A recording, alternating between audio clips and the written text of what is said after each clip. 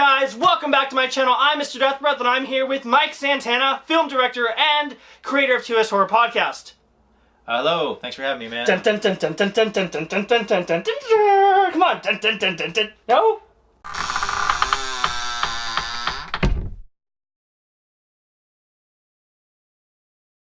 Okay, so talking about Jaws, to me, the good things about it are less is more, which I think came, by accident. Shark didn't work, and I think that really let your imagination kind of envision what's under the water. So less of the shark is great. Now I know these days it probably looks corny to a lot of people, but that format to me really worked with it. The stories of the main characters, Hooper, Quint, and Brody, each one of them had their own traits and responsibilities, and they didn't quite mesh right away. But I thought once they got together on that boat on the Orca at the end, the chemistry put everything together, and I thought those were the great points of it. Okay guys, so the good about Jaws, where do I begin? Everything. Like what Mike Santana said, it's the chemistry between the three actors. It's amazing. And especially when you find out the fact that one of the actors didn't like the other actor. I think it was the Irish guy didn't like Richard Dreyfuss. And it's interesting, you see them at odds throughout the movie, but to note there's actually some animosity between them is great. In addition, less is more, like Mike Santana said. I mean, he's accurate.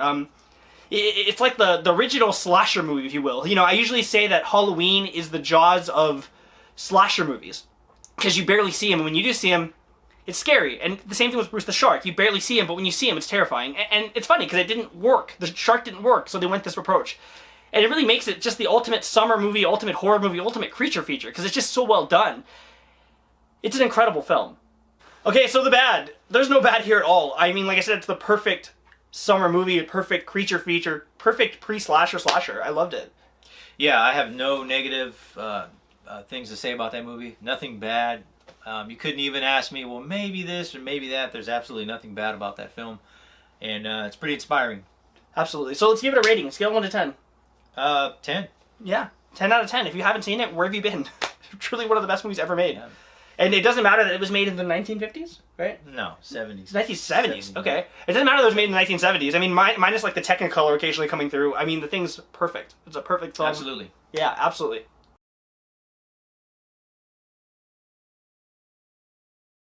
Ladies and gentlemen, thank you for sticking to this video. I am here with the wonderful, amazing, talented Mike Santana. You may know him as a film director, makes incredible movies. In addition, he runs the 2S Horror Podcast, which I was honored to be on. In addition, Rick Creeper and Scaredy Cat Ask has had the honor as well. We both thank you, all three of us. All right, man. Thanks for coming out. Thanks. So how's it going, man? Good, man. Good. What are you, about an hour from my place? So it was a nice little drive out here. Yeah. Cool. Okay, so we're talking about Jaws. Sure. So, you did something that I haven't had a chance to do that I want to do. You went out to Martha's Vineyard. Yes, strictly to go to the filming locations. I didn't get to go to all of them, but I got to the main ones, like Brody's house. What else did I got to go on the actual the car barge, whatever you call it. Yeah, the little ferry. Yeah, the ferry. That's still there.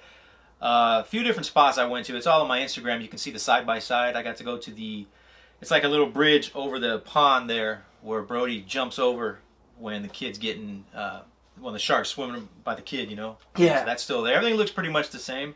I mean, it's been 40 years, so it's crazy. You can still recognize it when you pull up. So how awesome was that? Like, seeing it. It was surreal, man. I went to City Hall, too, to that little town.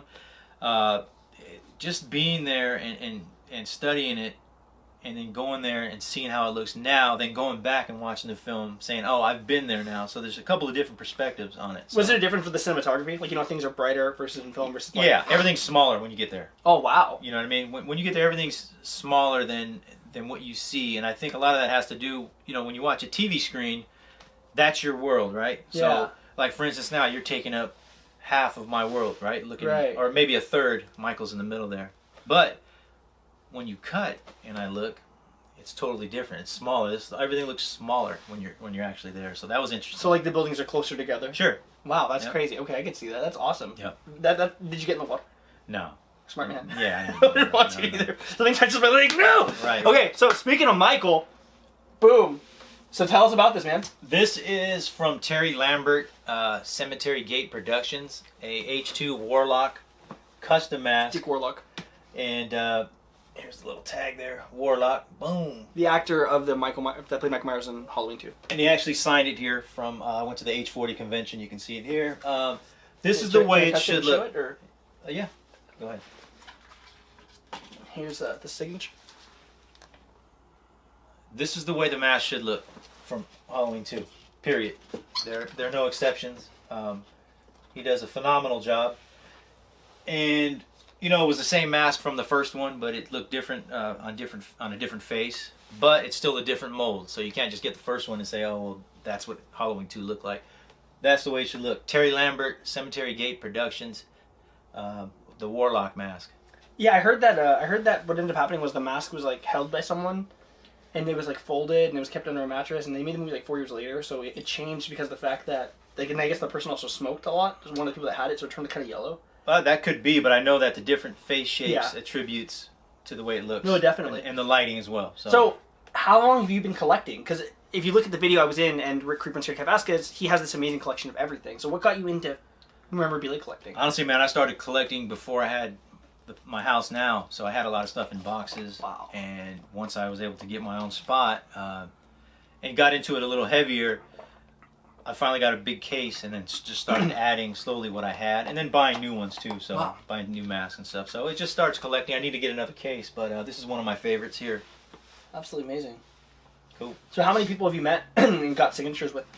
Wow. At the Monster Paloozas, probably 15, 20. Wow. From Linda Blair to Dick Warlock to Nick Castle to John Carpenter. Tyler Mane. I mean, it goes on and on. You know what I mean? So yeah. So who was your favorite experience meeting? Like just a genuine attitude and warmness towards you? Oh, PJ Souls, by far. Oh, right on. By far, not even close. She was so personable. You know, allowed you to take multiple pictures and said, "Hey, you want to try this? You want to try that?" Didn't rush you. Didn't overcharge you. So PJ Souls, thank you. Appreciate it. Awesome. Yep. Okay, man. So how did you get into this whole bit? Like, okay, like obviously filmmaking. Like what came first, the desire to filmmake or horror? Filmmaking. What was it? About 1994-ish, I started to want to get into things, and I made some really, really horrible shorts.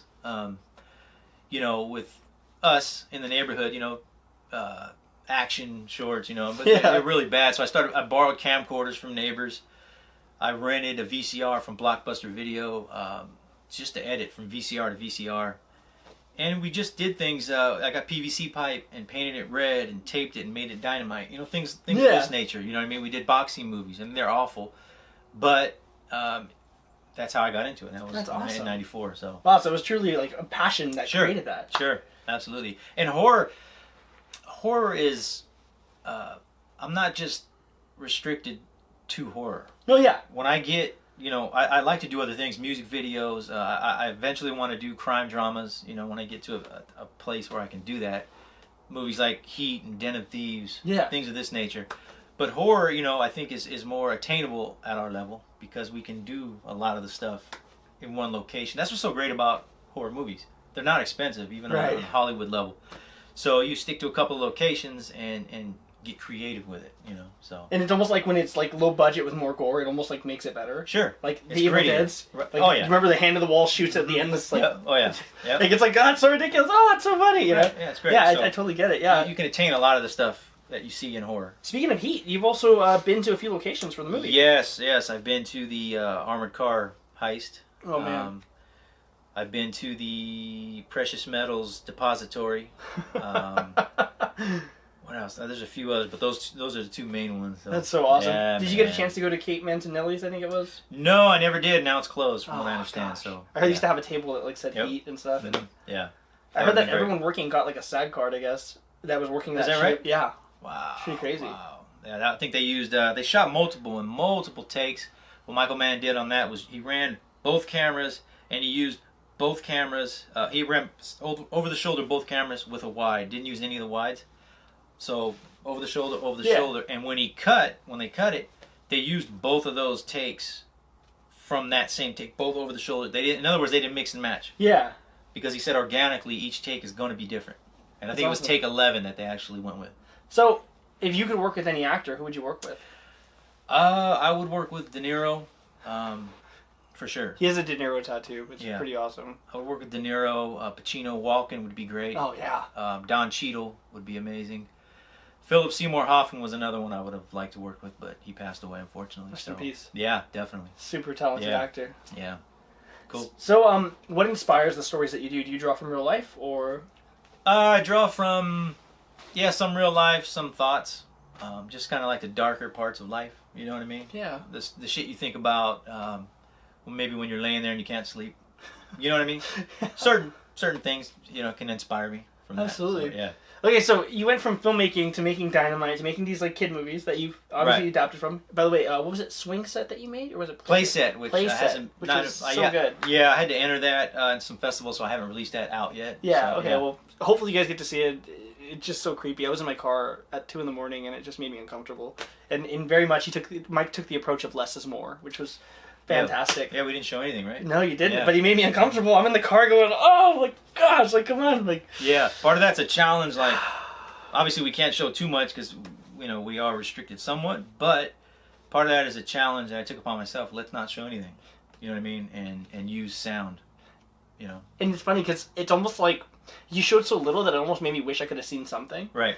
Which was great because like you had me chomping at the bit. Like if you ever make a sequel or make it a full feature, I would hope that you would at least show like a pair of glowing eyes or something. Because I feel like it was such a tease that I'm like it's almost like that balance, right? Like Freddy was scary when you didn't know his backstory. Right. Then when you find out he's like a dad and he's a normal dude, it's like you know what I mean? Right. But so it's just like it's so creepy. It's like you're like right on the razor's edge where it's like something's in there. Yeah. And, so to me that's a lot more frightening. Okay, so tell me about the 2S Horror Podcast. How did that come to be? So the podcast, I was like, well, shit, I have the equipment, I have the studio. I mean, with the mask and the case and everything. Let's do something with that. And while I'm in between projects, I can keep things moving. Right. Right? And help people like you and Rick and Scaredy Cat. Thank you. We all thank you.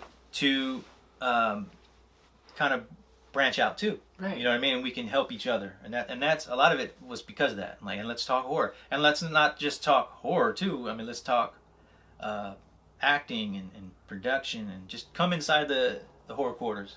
And we'll see what we get. That's a cool way to put it, man. Come inside the horror quarters. I love that. And we'll see what we get out. And I think creatively, I like it. We're already up to episode 9, and we're shooting episode 10 next week. It's crazy because I was going to ask you this question. I feel like it kind of answers itself. I was going to ask you, like, what were the challenges to make it happen? But, I mean, I was on your 2nd episode, right? Yeah. And it seemed flawless. You had it well together. Yeah, well, a lot of it was, practicing and research and YouTube tutorials about this mic and how that stand works. And, a lot of it's a lot. My friend Brian Cox comes and helps, co-producer of it, and he makes sure everything is running. There's 3 cameras. Sometimes there's 3 mics. Usually there's 2 mics, which would be 2 H4 mixers, that we got to have running. So it's a process. You know what I mean? Yeah. So... But it seemed great. It's absolutely flawless. Like, I remember being on it and the way you shot everything. Like, it seemed like there was no growing pains. Like, even with my channel, if you look at the older videos, they're just, like, dreadful. Well, when I look at the earlier ones, I can tell, like, okay, I messed that up, but that's okay. You know what I mean? Well, you're good at hiding it, you got to stay in it and keep going. Everything is research. Everything is learning. Everything, even if you do projects that, don't get out there, it's still a growing process. You're still learning, so...